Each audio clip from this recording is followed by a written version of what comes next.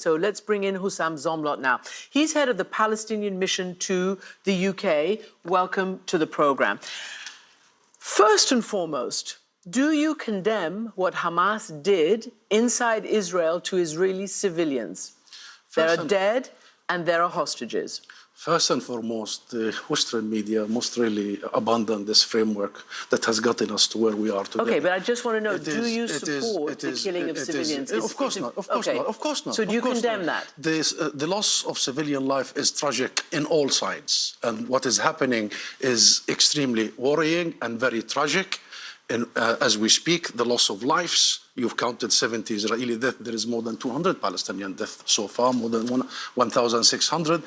Entire residential compounds are being wiped out. This is a war crime committed by Israel. What is more tragic, or equally tragic, is the blindness and the deafness of the world and the international community for so many years, of the warnings we have been saying that this was coming. Israel knew that this was coming their way. We, the National Movement of Palestine, the PLO, have found a different path 30 years ago.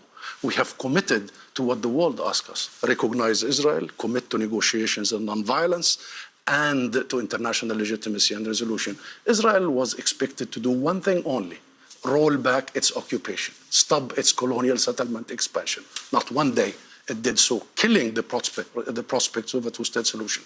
And the world was expected to do one thing, Christian: uphold international law equally on everybody, on Ukraine, on Palestine. And the world fails to do that. So now no accountability. Now, every single political avenue is blocked. Every single legal avenue for us is blocked, like the ICJ, the International Court of Justice. You've heard what the US said, or the UK said. I want to know what happens now. What happens now? There's a war that Israel has declared after Palestinian militants, who I don't think you're friends. Hamas is not a supporter of the Palestinian Authority. There's a war. And as you say, there's going to be a massive escalation. There is a war. You see, we're having this conversation because Israelis have seen what they have seen today. But my people see this every day, every single day. Palestinians are targeted, killed, arrested, surrounded. Their land is confiscated. Their holy places are desecrated. Not only Muslims, but Christians. You have been following what is happening in the Al-Aqsa Mosque and in our Christian churches, the spitting on Christian worshippers. Our people have been seeing apartheid being enforced on them over the last years, and the land is being taken, and the hope for a political solution that will fulfill their rights dissipating. And therefore, this is what we need to discuss. Fine. Yeah, I know. But I mean, as you know, neither the Israeli political spectrum nor the United States nor anybody, it's like the Palestinian issue doesn't exist anymore. The two-state solution the diplomacy is on deep freeze.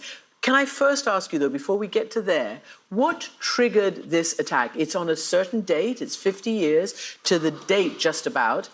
Before, 50 years ago it was October 6th, Yom Kippur.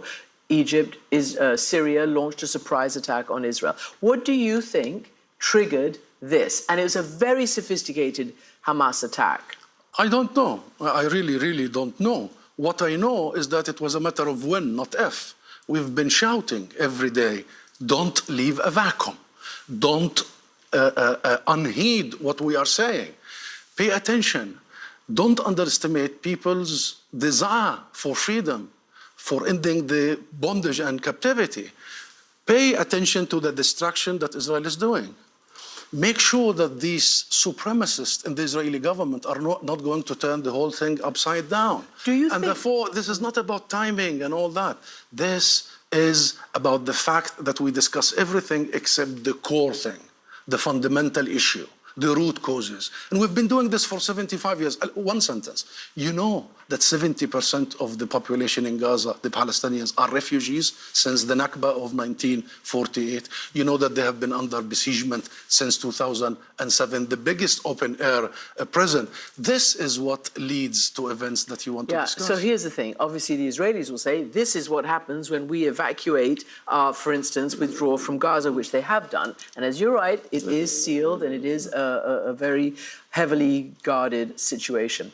But what now happens? So, for instance, I was speaking to the former Israeli ambassador to the US, Michael Oren, and he said, even you Palestinian Authority, all of you guys who are in the West Bank, you're under threat from Hamas, and that you're only, he said, Mustafa and Mahmoud Abbas are only alive because Israel keeps them alive, that you're under such threat from your own people. What would you answer to that? Nonsense, absolutely nonsense. And Israeli lies all the time.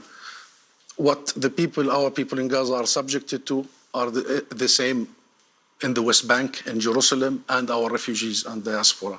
We are united by our suffering, and we are united by our goal, which is ending this occupation, ending this illegality. We have our political differences, of course, but we make no mistake that the one thing that we need to rid ourselves with is the Israeli military occupation, is the colonization, is the system of racial domination that has been imposed on us. We make no mistake of that. So this is not a Palestinian internal affair. This is the failure of every international actor to pay attention, of every international actor. You see, instead of learning the lessons, what I heard today from many international actors, including from the US and the UK, is doubling down on the very same mistakes and failure. What is the option that has led us to where we are? What is the option right now? What happens? Israel doesn't respond to Hamas? The alternative is statesmanship, is courage, the equal application of international law. We are not lesser of human beings. We are equal as all nations. It's been 75 years of oppression, of wholesale destruction. You've seen what happens in Gaza. Wait until tomorrow and see the thousands who will lose their lives and their livelihoods. Enough is enough.